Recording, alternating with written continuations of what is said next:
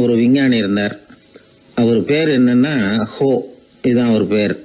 ஒரு ஊசியை கண்டுபிடிக்கணும், அதுக்காக அவர் ரொம்ப காலமா தலையை பிச்சுக்கிட்டு ஆராய்ச்சி பண்ணிட்டு இருந்தார். அது என்ன ஊசி தெரியுமா? இந்த தையல் மிஷின்ல இருக்குல்ல, அந்த ஊசி தான். அவருக்கு பிடிபடாம இருந்த விஷயம் என்னன்னா, அந்த ஊசியோட கூர்மையான பாகத்துல நூலை எப்படி கோக்கிறது, அது எப்படி சேர்க்கறது. அதுல மற்ற ஒரு பாகம் மிஷினுக்கு உள்ள போயிடுது. அதனால அந்த பாகத்துல சாதாரணமா மற்ற ஊசியில நாம செய்யறது மாதிரி நூலை கொண்டு போய் நுழைக்க முடியாது. அப்படியே நுழைச்சாலும் தைக்கிறது எப்படி, அது முடியாத காரியம். இதுதான் அவருக்கு இருந்த பிரச்சனை. ரொம்ப நாள் யோசனை பண்ணி பார்த்தார். தையல் மிஷின் ஊசியோட வடிவ அமைப்பு அவருக்கு புலப்படல. ராத்திரி பகலா அதே ஞாபகமா இருந்தார். ஒரு நாள் அவர் தூங்கிட்டு இருக்கிறார். அப்போ ஒரு கனவு வந்தது. எப்படின்னா, அந்த கனவுல அவரை ஒரு மலைஜாதி மக்கள் புடிச்சிட்டு போயிடுறாங்க. கொண்டுகிட்டு போய் ஒரு இடத்துல கட்டி போட்டுடுறாங்க. அந்த மலைஜாதி மக்களோட அரசன் ஒருத்தன் அவன் வர்றான். அவரை பார்த்து ஒரு உத்தரவு போடுறான். என்ன உத்தரவு தெரியுமா? பொழுது சாயறதுக்குள்ள நீ தையல் மிஷின் ஊசியை கண்டுபிடிக்கணும். அப்படி கண்டுபிடிக்கலன்னா உன் தலையை வெட்டி விடுவோம். இதுதான் அந்த அரசன் போட்ட கட்டளை. இவருக்கு என்ன பண்றதுன்னு ஒண்ணுமே புரியல. திருன்னு முழிக்கிறார். இந்த நேரத்துல அந்த மலைஜாதியினர் அவரை சுத்தி சுத்தி பயங்கரமா முழிச்சுக்கிட்டு டான்ஸ் ஆடுறாங்க. தன்னை சுத்தி சுத்தி ஆடிக்கிட்டு வர்றவங்கள ரொம்ப பயத்தோட அவர் பாக்குறார். நேரம் ஆவ ஆவ தன்னோட இறுதி நேரம் நெருங்கிறத உணர்றார். ரொம்ப நெருக்கடியான நிலைமை. தன்னை சுத்தி ஆடுறவங்கள கவனிக்கிறார். அவங்க கைகள்ல ஈட்டி மாதிரி ஏதோ ஒரு ஆயுதம் வச்சிருக்கிறாங்க. அந்த ஆயுதத்தை இவர் கண்ணுக்கு நேரா கொண்டுகிட்டு வராங்க. அதை அவர் பாக்குறார். அந்த ஆயுதத்தின் கூரான முனைய இவர் கூர்ந்து கவனிக்கிறார். அந்த கூரான முனையில ஒரு சின்ன துவாரம் தெரியுது. உடனே அவருக்கு பளிச்சுன்னு ஒரு ஐடியா உதயமாகுது. இதைத்தானே இவ்வளவு காலமும் நான் தேடிக்கிட்டு இருந்தேன். கூரான முனையில ஒரு சின்ன துவாரத்தை போட்டுட்டா அது மூலமா நூலை செலுத்தி மறுமுனைய மிஷின்ல வச்சுடலாமே. தையல் மிஷின் ஊசி ரெடி அப்படின்னு நினைச்சார். திடீர்னு தூக்கம் கலைஞ்சது. உடனே தன்னுடைய தலைமாட்டில் இருந்த குறிப்பு ஏடுல இதை குறிச்சு வச்சுக்கிட்டார். அதுக்கப்புறமா அந்த ஊசியையும் அவர் செஞ்சு முடிச்சார். இது எப்படின்னு நீங்க நினைக்கலாம், ஆனா இது சாத்தியம்தான். முழிச்சுக்கிட்டு இருக்கிறப்போ நமக்கு ஏற்படுற சில பிரச்சனைகளுக்கு கனவுல விட கிடைக்கிறது உண்டு. அப்படி பல பேருக்கு ஆயிருக்கு. உங்களையும் பல பேருக்கு இது மாதிரி அனுபவம் ஏற்பட்டிருக்கலாம். எந்த ஒரு செயலை பத்தி நினைக்கிறப்பவும் அந்த செயல் நம்ம நினைவுல ஒரு நல்ல வடிவம் பெறுது. ஒரு செயல் திட்டத்தை எந்த அளவுக்கு நாம நல்ல யோசனை செஞ்சு திட்டம் போடுறோமோ அந்த அளவுக்கு அதை சுலபமா செஞ்சு முடிக்க முடியும். அந்த விஞ்ஞானி நினைச்ச காரியம் அவர் எண்ணம் பூராவும் ஆக்கிரமிச்சது. அதனால அவர் நினைச்சது கனவுல உருவாகி அதுக்கு செயல் வடிவம் கிடைச்சிட்டுது. மனிதனோட உள் மனசுக்கு அவ்வளவு ஆற்றல் உண்டு அப்படின்னு சொல்றாங்க. தூக்கத்தை ஆக்கபூர்வமா உபயோகப்படுத்துறது எப்படி அப்படிங்கறத பத்தி எல்லாம் இப்ப நிறைய ஆராய்ச்சி பண்றாங்களாம். பயிற்சி எல்லாம் வேற கொடுக்குறாங்களாம். அதனால தூக்கத்தை பத்தி லேசா நினைச்சுடாதீங்க. நமக்கு வேண்டியப்பட்ட ஒருத்தர், அவருக்கு தூக்கத்துல நடக்கிற வியாதி, அதுக்காக மருந்து சாப்பிட்டுக்கிட்டு இருந்தார். ஒரு நாள் அவரை பார்த்து கேட்டோம், ஏங்க உங்க தூக்கத்துல நடக்கிற வியாதிக்கு மருந்து சாப்பிட்டீங்களே, ஏதாவது முன்னேற்றம், ஏதாவது இம்ப்ரூவ்மெண்ட் தெரியுதா அப்படின்னு கேட்டோம். தெரியுதுன்னார். எப்படின்னோ அதுக்கு அவர் சொல்றாரு, முன்னாடி எல்லாம் தூக்கத்துல ஒரு 10 அடி தூரம் நடப்பேன், இப்போலாம் ஒரு 40 அடி வரைக்கும் நடக்கிறேன் அப்படின்னு. ஒருத்தர் இருந்தான், வாழ்க்கையில மகிழ்ச்சியா இருக்கணும்னு ஆசைப்பட்டான். அதுக்கு என்ன வழின்னு 4 பேருகிட்ட யோசனை கேட்டான். பணம் இருந்தா மகிழ்ச்சி தானா வரும், அதனால பணம் சம்பாதிக்கிற வழியை பாரு, அதுக்கப்புறம் நீ தேடிட்டு இருக்கிற மகிழ்ச்சி உன்னை தேடிட்டு வந்து சேரும்னாங்க. அப்படின்னா மகிழ்ச்சி இருக்கிற இடம் பணம் தான் அப்படின்னு அவன் முடிவு பண்ணிக்கிட்டான். அதை சேர்க்க ஆரம்பிச்சான். கொஞ்ச நாள்ல பெரிய ஆளாயிட்டான். செல்வம் நிறைய சேர்ந்து போச்சு. இப்போ அவனுக்கு மகிழ்ச்சி கிடைக்கல. மறுபடியும் நண்பர்கள் கிட்ட யோசனை கேட்டான். பணம் சேர்த்தா மட்டும் இன்பம் வந்துடாது, அதை செலவு பண்ணு, பணம் மூலமா இன்பத்தை தேடு, கிடைக்கும் அப்படின்னு யோசனை சொன்னாங்க. உடனே அந்த பணத்தை எடுத்துக்கிட்டு ஊர் பூரா சுத்தினான். வெளிநாடுகள்லாம் போனான், சுத்தி பார்த்தான். அப்புறம் அவனுக்கு விருப்பமானதையெல்லாம் வாங்கி சாப்பிட்டு பார்த்தான். மது, போதை பழக்கம், இப்படி எதுலயும் ஈடுபட்டு பார்த்தான். கல்யாணம் பண்ணிக்கிட்டான், குடும்பம் நடத்தினான். எப்படி இருந்தாலும் அவன் எதிர்பார்க்கிற மகிழ்ச்சி அவனுக்கு கிடைக்கல. அதனால மகிழ்ச்சிங்கிறது எங்க இருக்குங்கிற ரகசியத்தை அவனால கண்டுபிடிக்கவே முடியல. கடைசியா ஒரு பெரியவர்கிட்ட யோசனை கேட்டான். அவரு சொன்னார், இல்லறத்திலேயும் உனக்கு மகிழ்ச்சி கிடைக்கலன்னா உனக்கு துறவரத்துலதான் அது கிடைக்கும்னு நினைக்கிறேன். சரி, அதையும் தான் முயற்சி பண்ணி பாப்போமே அப்படின்னு அவன் முடிவு பண்ணிக்கிட்டான். துறவரம்னா சும்மாவா? எல்லாத்துக்கும் அவன் துணிஞ்சுட்டான். வீட்டுல இருந்த நகை, பணம், பவுனு, வைரம், வைடூரியம் எல்லாத்தையும் ஒரு மூட்டையா கட்டி எடுத்துக்கிட்டான். ஒரு யோகியை தேடிட்டு போனான். அவர் காலடியில கொண்டுட்டு போய் வச்சான். அவர் நிமிர்ந்து பார்த்தார். என்ன இதெல்லாம்னார். இதெல்லாம் இனிமே எனக்கு தேவையில்லைன்னா. சரி, அப்படின்னா உனக்கு என்னதான் தேவைன்னார். எனக்கு மகிழ்ச்சி தேவை, மன அமைதி தேவைன்னா. அந்த யோகி தன்னுடைய காலடியில் இருந்த மூட்டையை பிரிச்சு பார்த்தார். உள்ள தங்கம், வைரம், நகை, பணம் எல்லாம் இருக்கு. அவ்வளவுதான். அவசரமா அதை சுருட்டி எடுத்துக்கிட்டார். தலையில வச்சுட்டு ஒரே ஓட்டமா ஓட ஆரம்பிச்சுட்டார். இவனுக்கு அதிர்ச்சியா போட்டுது. அடடா, இந்த ஆளு போலி ஆசாமி போல இருக்க, ஏமாந்துட்டோமே அப்படின்னு நினைச்சான். வருத்தப்பட்டான். அந்த துக்கம் ஆத்திரமா மாறிச்சு. உடனே அந்த யோகியை துரத்த ஆரம்பிச்சான். அவரு ஒரே ஓட்டமா ஓடுறார். சந்து பூந்தெல்லாம் நுழைஞ்சு ஓடுறார். இவனும் விடாம துரத்துறான். கடைசியா அந்த யோகி மூச்சு இறக்க இறக்க ஒரு இடத்துல வந்து நின்னார். அது எந்த இடம்னா ஒரு புறப்பட்ட இடம். எங்க இருந்து ஓட ஆரம்பிச்சாரோ அங்கே வந்து நின்னார். துரத்திட்டு வந்தவனும் ஓடி வந்து நின்னான். இப்ப அந்த யோகி சொன்னார், என்னப்பா பயந்துட்டியா? இந்தா உன்னோட செல்வம், நீயே வச்சுக்கோ அப்படின்னு சொல்லி மூட்டையை திருப்பி கொடுத்தார். கைவிட்டு போன தங்கமும், வைரமும், பணமும் திரும்ப கிடைச்சிட்டுதுங்கிறதுல அவனுக்கு ஏகப்பட்ட மகிழ்ச்சி. இப்போ மறுபடியும் அந்த யோகி சொல்றார், நீ வர்றதுக்கு முன்னாடி கூட இந்த தங்கமும் வைரமும் உங்ககிட்டதான் இருந்தது. ஆனா அப்போ உனக்கு மகிழ்ச்சி இல்ல. இப்போ உங்ககிட்ட இருக்கிறதும் அதே தங்கமும் வைரமும் தான். ஆனா இப்போ உன் மனசுல மகிழ்ச்சி இருக்கு. இதுல இருந்து என்ன தெரியுது? மகிழ்ச்சிங்கிறது வெளியில இல்ல, உள்ள இருக்கு. அது நம்ம மனசுல இருக்கு. இதை நல்லா புரிஞ்சுக்கணும். தங்கத்தையும் வைரத்தையும் மூட்டை கட்டி தலையில வச்சுக்கிட்டு அலைஞ்சானே, அவன் மாதிரிதான் நம்மள பல பேருக்கும் மகிழ்ச்சி எங்க இருக்குங்கிற உண்மை புரியறது இல்ல. அதனாலதான் பல சமயங்கள்ல நாம மகிழ்ச்சிக்காக அடுத்தவங்களை சார்ந்து இருக்கிறோம். நமக்கு வேண்டியப்பட்ட ஒருத்தன் பணம், நகை எல்லாத்தையும் ஒரு மூட்டையா கட்டி எடுத்துக்கிட்டு ஒருத்தர் காலடியில வச்சான். இது எனக்கு தேவையில்லைன்னா. உனக்கு என்னதான் தேவைன்னார் அவர். எனக்கு மன அமைதி தேவைன்னா. உனக்கு மன அமைதி தேவைப்படுகிற அளவுக்கு இப்ப என்ன ஆயிட்டுதுன்னார் அவர். வேற ஒண்ணும் இல்ல, இந்த பணத்தையும் நகையையும் நான் யாரு வீட்டுல எடுத்தனோ அந்த வீட்டுக்காரங்க இப்ப என் பின்னாடி துரத்திட்டு வந்துட்டு இருக்கிறாங்க, அவ்வளவுதான் அப்படின்னு நானா. மகிழ்ச்சியை தேடுகிறவர்கள் இந்த உலகத்துல அதிகம். அது எங்க இருக்குன்னு புரிந்து கொண்டவர்கள் ரொம்ப குறைவு. எது உண்மையான மகிழ்ச்சி அப்படிங்கறத புரிஞ்சுக்கிட்டு அதுக்கு தகுந்த மாதிரி நம்முடைய வாழ்க்கையை அமைச்சுக்கணும். ஒரு குழந்தை அம்மா கிட்ட போச்சு, அம்மா என்ன தூக்கிக்க. உடனே அந்த அம்மா அந்த குழந்தைய தூக்கி இடுப்புல வச்சுக்கிறாங்க. எந்த பக்கம் வச்சுக்கிறாங்க? இடது பக்கம். பொதுவா குழந்தைய தூக்குறவங்க யாரும் வலது பக்கம் இடுப்புல வச்சுக்கிறது இல்ல. விவரம் தெரியாத சில ஆம்பளைகளை அப்படி தூக்கி வச்சுக்கிட்டு அலையிறது உண்டு. ரொம்ப காலமாவே குழந்தைகளை இடுப்புல இடது பக்கமா வச்சிருக்கிற பழக்கம் தான் இருந்து வந்திருக்குது. இதுக்கு ஆய்வாளர்கள் என்ன காரணம் சொல்றாங்க தெரியுமா? அப்படி இருந்தாதான் குழந்தை சொல்றத, குழந்தை நினைக்கிறத தாயினால நல்லா உணர முடியுதாம். இடது பகுதி ஆட்சி பண்றது, குறிப்பா காதின் தலைமையாக இருக்கிறது வலது பக்கம் தான். அதனால தாய் குழந்தைக்கு பதில் சொல்லவோ, அது என்ன கேக்குதுங்கிறத சீக்கிரமா புரிஞ்சுக்கிட்டு நடந்துக்கவோ அதுதான் சௌரியம் அப்படின்னு ஆய்வாளர்கள் இதுக்கு காரணம் சொல்றாங்க. இதனால என்ன ஆகுதான்? தாய்க்கும் குழந்தைக்கும் நெருக்கம் அதிகமாகுதான், குழந்தைக்கும் பாதுகாப்பு அதிகமா. அது மட்டும் இல்ல, ஒரு தாய் தன்னுடைய குழந்தைய இடுப்புல சுமக்கிறதுனால அவள் நினைக்கிறத, அவளோட இதய துடிப்ப குழந்தை உணர்தான். 9 மாதத்துக்கு அதிகமா இருந்த இடம் இல்லையா, அதனால அவளை பத்தி நல்லா அறிந்து கொள்ளுகிற வாய்ப்பும் குழந்தைக்கு கிடைக்குது. நம்ம முன்னோர்கள் ரொம்ப காலத்துக்கு முன்னாடியே வலது கையை பார்க்க ஆரம்பிச்சிட்டாங்களாம். அவங்க பயன்படுத்திய கல் ஆயுதங்கள்லாம் வலது பக்கமா தான் தீட்டப்பட்டிருக்குது. அதுல இருந்து நமக்கு என்ன தெரியுதுன்னா, வலது கையை தான் உபயோகப்படுத்தி இருக்கிறாங்கிறது தெரியுது. இப்படி எல்லாம் இருந்தா கூட இன்னைக்கு நம்மள 10ல் ஒருத்தருக்கு ஒரு பழக்கம் உண்டு, அது இடது கை பழக்கம். ஆனாலும் 2 கைகளும் ஒற்றுமையா இருக்கிறதுக்கு தான் ரொம்பவும் முயற்சி பண்ணுதான். இப்போ வலது கை பழக்கம் உள்ளவங்க பேசுறதுக்கு, எழுதுறதுக்கு, செயல்படுத்துற தலைமையகம் தலையின் பின்புறம் பிடரியில் இருக்குது. இடது கை பழக்கம் உள்ளவங்களுக்கு மூளையில 2 பக்கங்கள்லயும் தலைமையகம் இருக்குது. இது விஞ்ஞானிகள் சொல்றது. எத்தனையோ மேதைகள் இடது கை பழக்கம் உள்ளவங்களா இருந்திருக்கிறாங்க. அமெரிக்க மேதை பெஞ்சமின் பிராங்கிலின், இத்தாலிய ஓவியர் லியோனார்டோ டாவின்சி, இப்படி நிறைய பேர் இருந்திருக்கிறாங்க, இப்பவும் இருக்கிறாங்க. காலங்காலமா இயல்பாவே இடது கை பழக்கம் இருந்து வந்திருக்குது. அப்படி இருக்கிறப்போ வலது கை எப்போ இடது கைய வென்றது, ஜெயிச்சது அப்படிங்கிற விவரம் இன்னமும் யாருக்குமே புரியல. ஆய்வாளர்களுக்கும் புரியல. அவங்களும் யோசிச்சுக்கிட்டு இருக்கிறாங்க. உலகம் இடது பக்கமா தான் சுத்துது. வானத்துல இருக்கிற வெள்ளி வீதி, அப்புறம் அணுவுல இருக்கிற துணுக்குகள், உடம்புல இருக்கிற அமினோ அமிலம், இப்படி எல்லாமே இடதுபுறமா தான் இயங்கிட்டு இருக்குது. இவ்வளவு செய்திகள் இடது கைக்கு ஆதரவா இருக்கிறப்போ அது எப்படி வலது கை கிட்ட ஏமாந்தது அப்படிங்கிற ரகசியம் இன்னமும் யாருக்கும் தெரியலையா.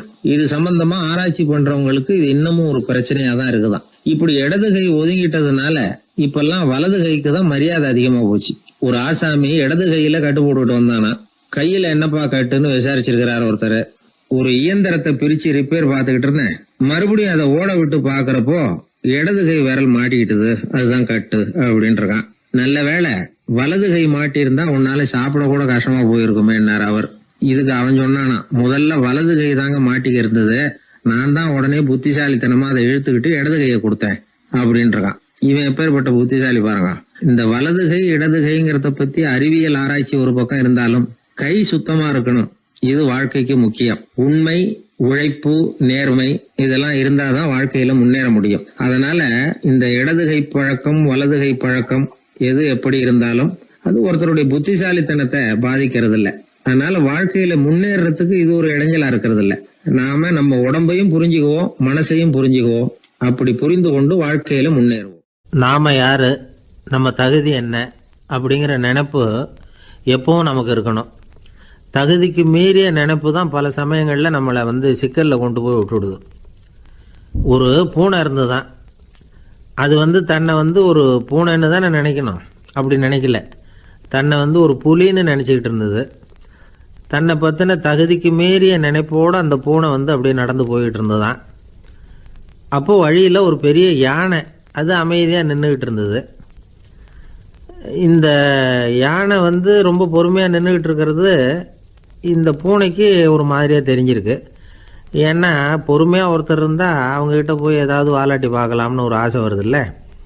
அது மாதிரி பொறுமையாக நின்றுக்கிட்டு இருக்கிறது பூனைக்கு அதுக்கிட்ட போய் கொஞ்சம் வாலாட்டி பார்க்கலாமே அப்படின்னு ஒரு ஆசை. உலக இயல்பு தானே அது. இந்த பூனை ரொம்ப நல்ல புள்ள மாதிரி அந்த யானை இருக்கிற பக்கமாக போகுது. அந்த யானையை சுற்றி சுற்றி வருது, உத்து பார்க்குது, வாய் துருதுருக்குது, வம்பு வளர்க்க ஆரம்பிக்குது. அந்த யானைகிட்ட போய் என்ன கேட்குது தெரியுமா?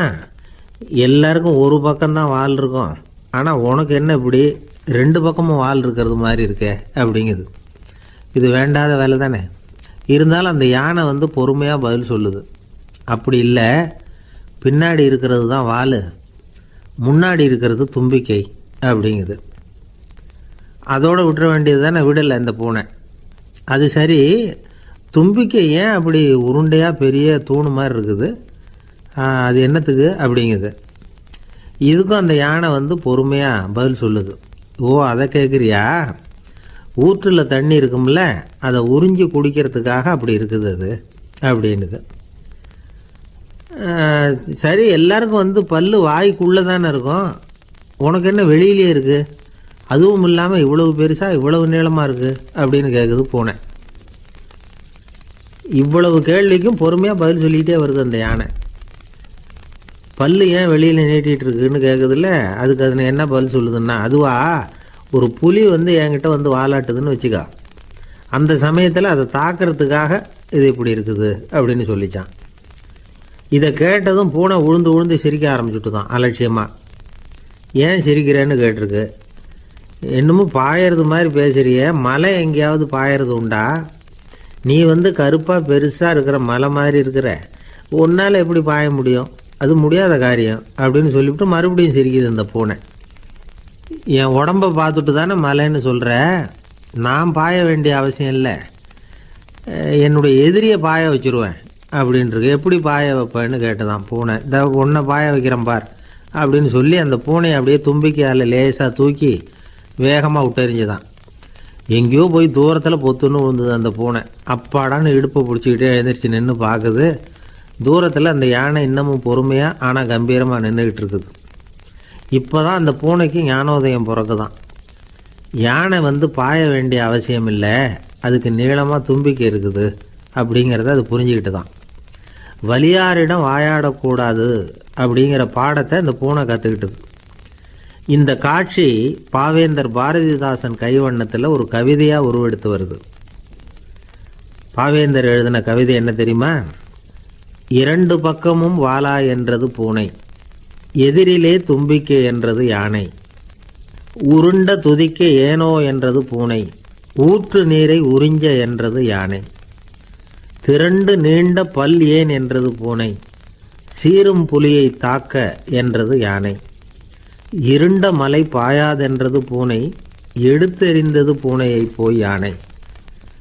இந்த கவிதையில் ஒரு பாடமும் இருக்குது, படமும் இருக்குது. அதாவது இதை படிக்கவும் முடியுது, பார்க்கவும் முடியுது. வலியார்கிட்ட வாயாடக்கூடாதுங்கிற சின்ன பிள்ளைங்க மட்டும் இல்லை, பெரியவங்களுக்கும் தேவையான கருத்தை இதிலேருந்து நாம் புரிஞ்சிக்க முடியுது. ஒருத்தன் அப்படி தான் ஆத்தங்கரையில் பொறுமையாக உட்காந்துக்கிட்டு இருந்த இன்னொருத்தனை போய் தலையில் கூட்டினான். அவன் பார்த்தான். உடனே ₹1 எடுத்து இவன் கையில் கொடுத்தான். இவனுக்கு ஒன்றும் புரியல. அவன் சொன்னான், இந்த ஊரில் இப்படி ஒரு வழக்கம், யாரை கூட்டினாலும் ஒரு கூட்டுக்கு ₹1 வீதமாக கொடுத்துட்றது பழக்கம் அப்படின்னு பொறுமையாக சொல்லியிருக்கிறான். இவனுக்கு ரொம்ப ஆசை உண்டாயிட்டுது. உடனே ஊருக்குள்ளே ஓடினான். கொஞ்ச நேரம் கழித்து திரும்பி ஓடி வந்தான். அந்த முதல் ஆசாமியை மறுபடியும் பார்த்தான். உங்கள் பேச்சை கேட்டுவிட்டு ஊருக்குள்ளே போய் ஒரு பெரிய ஆசாமியை பார்த்து அவன் தலையில் 10 குட்டு கூட்டினேன். ஆனால் அவன் உடனே என்கிட்ட இருந்ததை எடுத்து என் கையிலேயே கொடுத்துட்டான் அப்படின்னா. என்னத்தை பணத்தையான்னு கேட்டிருக்கிறான். இல்லை பல்லு அப்படின்னு சொல்லி கையில் காட்டினானான். எல்லாமே நாற்காலிக்கு ஆசைப்படாதவர்கள் அப்படின்னு சொல்லிட முடியாது. ஏன்னா நிறைய பேர் நாற்காலிக்கு ஆசைப்படுறவங்கள நாம் பார்க்குறோம். உட்கார்றதுக்கு ஒரு நாற்காலி கிடச்சிடாதா, அதோட ஒரு கால் உடஞ்சி முக்காலியாக இருந்தாலும் பரவாயில்ல, ஒரு மாதிரியாக அனுசரித்து உட்காந்துக்கலாம் அப்படின்னு அலையிறவங்க எத்தனை பேர்? இந்த காலத்தில் மட்டும்தான் அப்படின்னு இல்லை, அந்த காலத்துலேயும் இதே மாதிரி ஆசைகள் சபலங்கள் இருந்திருக்கும் போல இருக்குது. பரமசிவன் வசிஷ்டருக்கு ஒரு விசேஷமான ஆசனத்தை கொடுத்துருந்தாராம். சரி, அப்படி என்ன அதில் விசேஷம்னா, வசிஷ்டர் ஒரு குறிப்பிட்ட இடத்துக்கு போகணும்னு நினச்சி புறப்படுறாருன்னு வச்சுக்கோங்க. அவருக்கு முன்னாடியே இந்த ஆசனம் புறப்பட்டுரும். போய் ஒரு வசதியான இடமா பார்த்து இருந்துக்கும். வசிஷ்டர் போவார். அங்கே போனதும் எங்கே உட்காரலாம்ங்கிற இட பிரச்சனையெல்லாம் அவருக்கு ஏற்படுறதில்ல.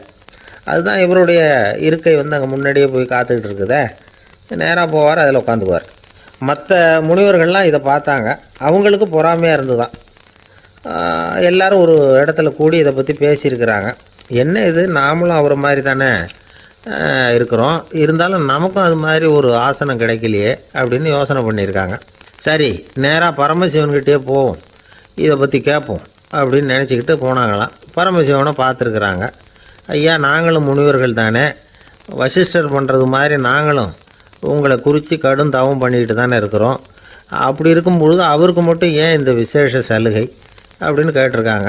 அதுக்கு பரமசிவன் சொன்னாராம், முனிவர்களே, உங்கள் கேள்விக்கு நான் பதில் சொல்கிறேன், ஆனால் அதுக்கு முன்னாடி நீங்கள் ஒரு காரியம் பண்ணணும்னாராம்.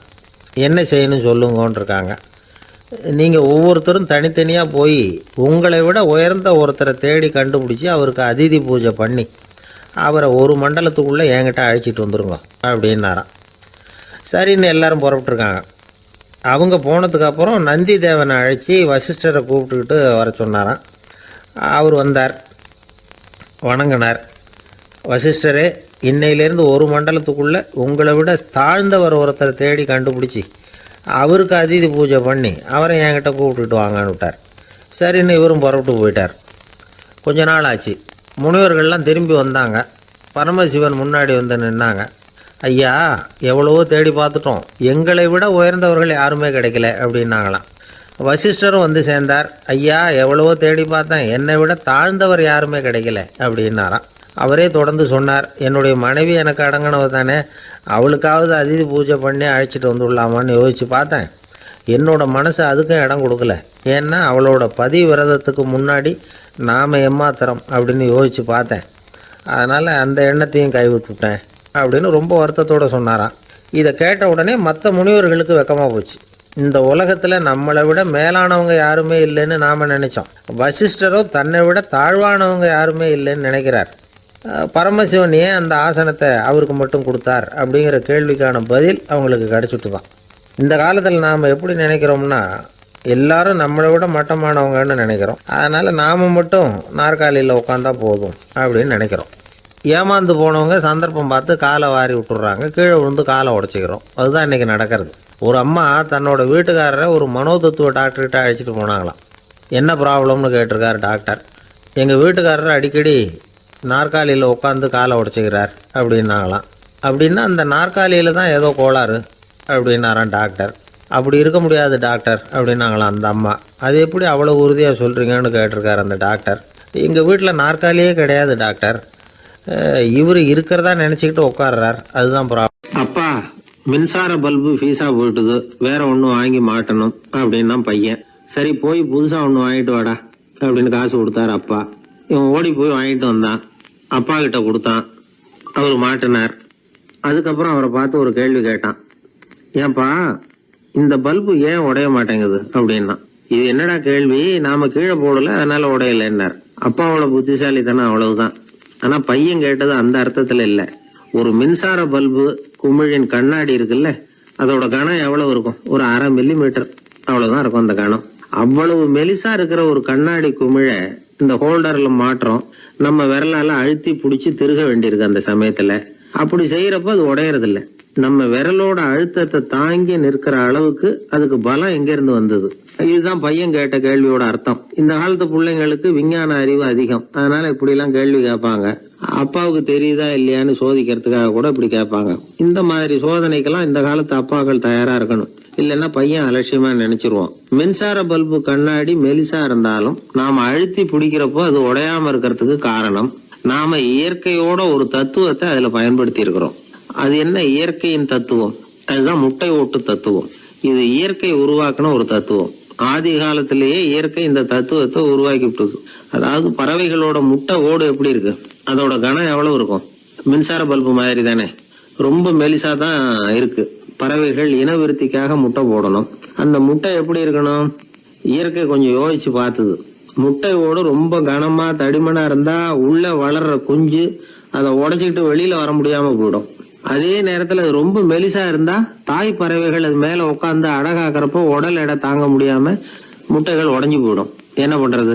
முட்டை பலமாவும் இருக்கணும், பலம் இல்லாமல் இருக்கணும். குஞ்சு அதை உடைச்சுக்கிட்டு வெளியில வரணும். தாயால அது உடையக்கூடாது. ஒரே நேரத்துல உறுதியாவும் உறுதி இல்லாமலும் முட்டை ஓடு அமையணும்னா அது எப்படி சாத்தியம்? இது கொஞ்சம் குழப்பமாவும் நமக்கு புரியாத மாதிரி இருக்குது இல்ல. அதனாலதான் இதை தத்துவம் அப்படின்னு சொல்றோம். முட்டை ஓட்டு தத்துவம் இயற்கை கண்டுபிடிச்ச ஒரு அபூர்வமான அமைப்பு. அதுதான் முட்டை வடிவம். இது தாய் பறவை சுலபமா முட்டை போடுறதுக்கு ஏற்ற ஒரு வடிவம். முட்டை சதுர வடிவமா இருந்தா அதை போடுறதுக்கு எவ்வளவு கஷ்டம். அப்புறம் அது மேல செலுத்தப்படுகிற அழுத்தம் 4 பக்கமும் பரவி விடுது. அதனால அந்த அழுத்தத்துக்கு பலம் குறைஞ்சிருது. குறிப்பிட்ட சிறு பரப்புல அளவுக்கு அதிகமா விசை செலுத்தப்படுறது இல்ல. அதனால முட்டையோட வடிவம் தான் அந்த உறுதிக்கு காரணம். இது எப்பேற்பட்ட தத்துவம். இதுதான் மின்சார பல்பு செய்யறப்போ நாம காப்பி அடிச்சிருக்கிறோம். பொதுவா வகுப்புல காப்பி அடிச்சாதான் முட்டை போடுறது வழக்கம். நாம முட்டையே காப்பி அடிச்சிருக்கிறோமே, இது எப்பேற்பட்ட காப்பி. ஒரு ஆசிரியர் வகுப்புல பசங்களை பார்த்து ஒரு கேள்வி கேட்டாராம். கோழி முட்டை இடுமா, முட்டை போடுமா அப்படின்னு கேட்டாராம். ஒரு பையன் எழுந்திரிச்சு பதில் சொல்லியிருக்கிறான். கோழி முட்டை இடும், முட்டை போடாது அப்படின்னு சொல்லியிருக்கான். இவன் ஏன் போடாதுன்னு கேட்டாராம் ஆசிரியர். போட்டா உடஞ்சிரும் சார் அப்படின்னு பையன். ஒரு திருடன் ஒரு வீட்டுல போய் திருடணும்னு திட்டம் போட்டான். இருட்டுனதும் போய் திருடணும். ஆனா ராத்திரி ஆனா வாசல் கதவை சாத்தி உள்பக்கம் தாழ்பால் போட்டுருவாங்களே, என்ன பண்றது, எப்படி வீட்டுக்குள்ள போறது? இவன் யோசனை பண்ண ஒரு முடிவுக்கு வந்தான். சரி, பகல் நேரத்திலேயே யாருக்கும் தெரியாம அந்த வீட்டுக்குள்ள நுழைஞ்சிருவோம். அங்க போய் எங்கேயாவது ஒளிஞ்சுக்குவோம். இருட்டுற வரைக்கும் பேசாம இருப்போம். ராத்திரி எல்லாரும் தூங்கினதுக்கு அப்புறம் நைஸா போய் பீரோவை திறந்து இருக்கிறது பூரா எடுத்துக்கிட்டு ஓடியாந்துடலாம் அப்படின்னு திட்டம் போட்டான். அதே மாதிரி ஒரு நாள் மத்தியானத்துக்கு மேல அந்த வீட்டுக்காரன் எங்கேயோ வெளியில புறப்பட்டு போனான். வீட்டுக்கார அம்மா அடுப்பங்கரையில என்னவோ சமைச்சுக்கிட்டு இருந்தாங்க. திருடன் பார்த்தான். இதுதான் சமயம்னு அந்த வீட்டுக்குள்ள மெதுவா நுழைஞ்சிட்டான். எங்க ஒளியலாம்னு பார்த்தா வலது பக்கம் ஒரு ரூம் இருந்தது. அங்க போனான். அங்க ஒரு படுக்கை அறை, அங்க ஒரு பெரிய கட்டில் இருந்தது. அதுக்கு அடியில போய் பதுங்கிட்டான். இருட்டுனது நம்ம வேலையை ஆரம்பிக்கலாம், அது வரைக்கும் பொறுமையா இருக்கணும் அப்படின்னு சொல்லி பேசாம வாயை மூடிட்டு கம்முன்னு இருக்கிறான். ரொம்ப நேரம் கழிச்சு வெளியில போயிருந்த வீட்டுக்காரன் திரும்பி வந்தான். சாப்பிட்டான். லைட்டை நிறுத்தி விட்டு படுத்துட்டான். அந்த அம்மாவும் வேலையெல்லாம் முடிச்சுட்டு படுத்துட்டாங்க. நடு ராத்திரி. விடி விளக்கு லேசா எரிஞ்சுக்கிட்டு இருக்கு. வீட்டுக்காரன் லேசா கண்ணை முழிச்சான். கட்லுக்கு நேரா எதிரில ஒரு கண்ணாடி. அதுல பாக்குறான், கட்லுக்கு கீழே ஒரு திருடன் ஒளிஞ்சு இருக்கிறது தெரிஞ்சு போச்சு. உடனே அவன் திருடன் சத்தம் போடல, யோசனை பண்ணான். மேஜையில இருக்கிற கத்தி எடுத்து கையில வச்சுக்குவோமா அப்படின்னு யோசனை பண்ணான். இந்த சந்தர்ப்பத்துல கத்திய உபயோகப்படுத்துறத விட புத்திய உபயோகப்படுத்துறது தான் சாமர்த்தியம் அப்படின்னு நினைச்சான். உடனே அது பிரகாரம் செயல்பட ஆரம்பிச்சுட்டான். என்ன பண்ணான் தெரியுமா? எதையும் வெளியில காட்டிக்காம ரொம்ப சர்வசாதாரணமா தன்னுடைய மனைவி கிட்ட பேச ஆரம்பிச்சான். மனைவியும் புத்திசாலி, அதனால அவங்களுக்கு தெரியும். அவங்களும் வீட்டுக்காரர் கேட்ட கேள்விக்கு பொருத்தமா பதில் சொல்ல ஆரம்பிச்சாங்க. இவன் கேட்டான், இத பாரு, நமக்கு குழந்தை பிறந்தா அதுக்கு கிருஷ்ணமூர்த்தின்னு தான் பேர் வைக்கணும் அப்படின்னா. அதெல்லாம் முடியாது. ஆம்பளை பிள்ளையா இருந்தா ஏகாம்பரம், பொம்பளை பிள்ளையா இருந்தா பங்கஜவல்லி, இதுதான் அவங்க மாமனார் மாமியார் பேர், அதான் வைக்கணும் அப்படின்னாங்க அந்த அம்மா. அதெல்லாம் முடியாது, நான் முடிவு பண்ணிவிட்டேன் கிருஷ்ணமூர்த்தின்னு கத்துனா அவன். இல்ல ஏகாம்பரம் பங்கஜவல்லின்றது இந்த அம்மா. வாதம் முத்தி போச்சு. கிருஷ்ணமூர்த்தி கிருஷ்ணமூர்த்தி கிருஷ்ணமூர்த்தின்னா அவன். ஏகாம்பரம் பங்கஜவல்லி ஏகாம்பரம் பங்கஜவல்லின்னு இவங்க கத்துறாங்க. ஒரே சத்தமா போச்சு. இத கேட்டதும் பக்கத்து வீட்டுல இருந்தவங்க எழுத்த வீட்டுல இருந்தவங்க எல்லாம் எழுந்திரிச்சு ஓடி வந்து இவங்க வீட்டு கதவை தட்ட ஆரம்பிச்சுட்டாங்க. தட தடன்னு. இவன் சாவகாசமா எழுந்திரிச்சு போய் கதவை திறந்தான். என்னங்க இந்த ராத்திரி வேலையில எங்களை எல்லாம் ஏன் கூப்பிட்டீங்க, யாருக்கு என்னாச்சு அப்படின்னு கேட்டாங்க. கேட்டது யாருன்னா பக்கத்து வீட்டு கிருஷ்ணமூர்த்தி, எழுத்த வீட்டு ஏகாம்பரம் பங்கஜவல்லி எல்லாரும். அடடே உங்களை கூப்பிடலீங்க, குழந்தைக்கு பேர் வைக்கிறது சம்பந்தமா எங்களுக்குள்ள சண்டை வந்துட்டுது, அதுதான் விஷயம். வேணும்னா இதை கட்டிலுக்கு அடியில ஒளிஞ்சிட்டு இருக்கிறானே ஒருத்தன், அவனை கூட கேட்டு பாருங்க, அவன் தான் இதுக்கு சாட்சி அப்படிங்கிறான் அந்த ஆளு. உடனே எல்லாரும் விஷயத்த புரிஞ்சுக்கிட்டு திருடனை பிடிச்சி போலீஸ்ல ஒப்படைச்சிட்டாங்களாம். நெருக்கடியான நேரங்கள்ல பதறாம புத்திசாலித்தனமா செயல்படணுங்கிறத தெரிஞ்சுக்கிறதுக்காக இந்த கதை. புத்திசாலித்தனமா செயல்படுற ஒரு குடும்ப தலைவி இருக்காங்க. அவங்க என்ன செய்வாங்க தெரியுமா, எல்லாரும் ராத்திரியானா வீட்டை உள்பக்கமா போட்டு விட்டு தானே படுப்பாங்க. ஆனா அந்த அம்மா என்ன பண்ணுவாங்கன்னா வீட்டை வெளிப்பக்கமா ஒரு பூட்டு போட்டு பூட்டி விடுவாங்க. எழுத்த வீட்டுக்காரங்க கிட்ட சொல்லி தினமும் இப்படி பூட்டி விட சொல்றது பழக்கம். ஏங்க அப்படி செய்யறீங்க, திருடன் சுலபமா உள்ளே வந்துடக்கூடாதுங்கிறதுக்காகவா அப்படின்னு கேட்டாங்க. இல்லைங்க, சுலபமா வெளியில போயிடக்கூடாதுங்கிறதுக்காக அப்படின்னாங்க. என்னங்க சொல்றீங்க அப்படின்னு கேட்டாங்க. ஆமாங்க, இவருக்கு அந்த பழக்கம் உண்டு அப்படின்னு தன்னுடைய வீட்டுக்காரரை காட்டினாங்க. பக்கத்து வீடுகள் பத்திரமா இருக்கணுங்கிறதுக்காக தன்னுடைய வீட்டை பூட்டி வைக்கிறது ஒரு பெரிய விஷயம் தானே. மகாபாரத யுத்தம் முடிஞ்சது. தர்மர் சக்கரவர்த்தி ஆனார். பீஷ்மர் யுத்த பூமியில அம்பு படுக்கையில படுத்து கிடக்கிறார், உயிரை விட போறார். சூரியன் வட திசை அடையிற உத்தராயண புண்ணிய காலத்தை எதிர்பார்த்து காத்துக்கிட்டு இருக்கிறார். அந்த சமயத்துல தர்மர் கண்ணங்கிட்ட அனுமதி வாங்கிட்டு பீஷ்மரை பாக்கிறதுக்காக குருக்ஷேத்திரத்துக்கு வர்றார். தம்பிமார்கள் திரௌபதி எல்லாரும் கூட வர்றாங்க. பீஷ்மரை பார்த்து எல்லாரும் வணங்குறாங்க. யுதிஷ்டர் பீஷ்மர்கிட்ட வர்ணம், ஆசிரமம், மக்கள் கடமை, அரசருடைய கடமை, இது மாதிரி விஷயங்களை பத்தி நிறைய கேள்விகள்லாம் கேட்கிறார். அவரு ஒவ்வொன்னா கேட்டுக்கிட்டு இருக்கிறாரு. பீஷ்மரும் அதுக்கு தகுந்த பதில் சொல்லிட்டு இருக்கிறார். இப்படி பீஷ்மர் யுதிஷ்டருக்கு தர்மோபதேசம் செஞ்சுக்கிட்டு இருக்கிறப்போ திரௌபதிக்கு சிரிப்பு வந்துட்டுதான். கழுக்குன்னு அந்த அம்மா சிரிச்சுட்டாங்க. அந்த சத்தத்தை கேட்ட பீஷ்மர் தர்மோபதேசத்தை பாதியில நிறுத்தினார். திரௌபதியை பார்த்தார். மகளே ஏம்மா சிரிச்சேன்னு கேட்டார். என்ன மன்னிச்சிருங்க பிதாமகரே, ஏதோ தெரியாம சிரிச்சுட்டேன்னாங்க அவங்க. குழந்தாய், உன்ன மாதிரியே உள்ள உத்தம பெண்கள் காரணம் இல்லாம பலர் முன்னிலையில இப்படி சிரிக்க மாட்டாங்க, வெக்கப்படாம விஷயத்த சொல்லுன்னாரு அவர். திரௌபதிக்கு கண் கலங்க ஆரம்பிச்சு. சுவாமி, நீங்க இப்போ இவ்வளவு தர்மோபதேசம் பண்ணிட்டு இருக்கிறீங்க, இத பாக்குறப்ப எனக்கு திடீர்னு ஒரு சந்தேகம் வந்துட்டுது. அதாவது இன்னைக்கு தர்மத்துக்கு இவ்வளவு சிறந்த விளக்கத்தை கொடுக்கற இதே பிதாமகர் அன்னைக்கு கௌரவர் சபையில துச்சாதனன் என்ன மானபங்கப்படுத்த முயற்சி பண்ணினப்போ வாய் மூடி மௌனமா பாத்துக்கிட்டு சும்மா தானே இருந்தார். அந்த சமயத்துல இவ்வளவு ஞானத்தையும் எங்கே விட்டு வச்சிருந்தார்? ஒருவேளை அதுக்கப்புறம் தான் இந்த தர்ம விஷயங்களை எல்லாம் கத்துக்கிட்டாரா அப்படின்னு யோசிச்சுட்டு இருக்கிறேன். அப்படி யோசிச்சப்பதான் அந்த சிரிப்பு வந்துட்டுது, என்ன மன்னிச்சிருங்க அப்படின்னாங்களாம். பிதாமகர் இதுக்கு அமைதியா பதில் சொல்ல ஆரம்பிச்சார். குழந்தாய், உன்னோட கேள்வி நியாயமானதுதான். இதுல உன்னை நான் மன்னிக்கிறதுக்கு என்னமா இருக்கு? துரியோதனன் சபையில நான் இருந்தப்போ எனக்கு அந்த அறிவு இருக்கதான் செய்தது. ஆனா துஷ்டனான துரியோதனன் உணவை நான் அப்ப சாப்பிட்டுக்கிட்டு இருந்தேன், அவன் போட்ட சாப்பாட்டை சாப்பிட்டுக்கிட்டு இருந்தேன். அது காரணமா என்னுடைய அறிவு மழுங்கி போச்சு. நல்லது கெட்டதை பத்தி ஆலோசிக்க முடியாம போயிட்டுது. தீயவர்கள் போடுற சாப்பாட்டை சாப்பிட்டா சாப்பிடுறவனுடைய மனமும் உடம்பும் கெட்டு போடும் அப்படின்னு சாஸ்திரம்லாம் சொல்லுது. ஆனா இப்போ போர்ல அர்ஜுனன் என் மேல எய்த அம்புகளால என் உடம்புல இருந்த ரத்தம் எல்லாம் வெளியேறி போச்சு. கெட்ட உணவை சாப்பிட்டதுனால உண்டான ரத்தம் பூராவும் இப்போ உடம்பு விட்டு வெளில போயிட்டுது. அதனால என் புத்தியும் தெளிஞ்சுட்டுது.